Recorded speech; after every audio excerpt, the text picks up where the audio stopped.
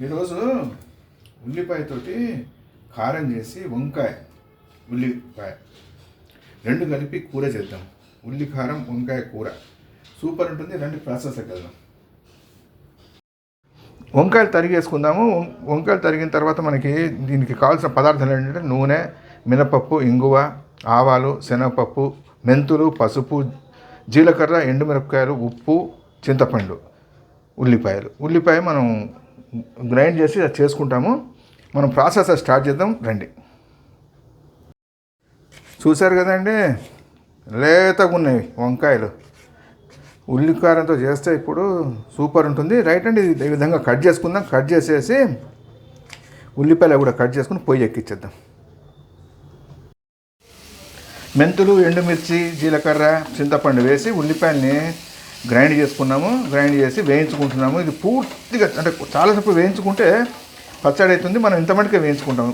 నేను పచ్చడి మళ్ళీ వేరే వీడియో చేస్తాను. కొద్దిసేపు వేయించేసుకొని మన వంకాయని రెడీగా కట్ చేసి పెట్టుకున్నాం కదా, కూర చేసేసుకుందాం.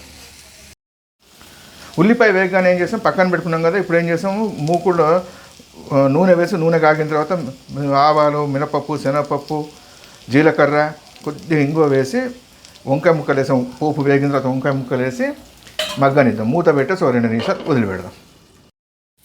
వంకాయకి ఏం చేసాము, మూత పెట్టాం కదా, 2 నిమిషాలు పెట్టగానే మగ్గిపోయింది. ఉప్పు వేసుకున్నాము. దీని భాగం ఉప్పు దీనికి ఉంది. ఇప్పుడు వేసింది ఉల్లి ముద్ద, అది రైట్. మెత్తబడిపోయింది. ఉల్లిపాయ వేసి ఒక్కసారి కలిపేసుకొని 2 నిమిషాలు మూత లేకుండా వదిలిపెట్టేద్దాం. సెట్ అవుతుంది. సెట్ కానీ దింపుకుందాం. దింపేస్తే రెడీ అయిపోతుంది.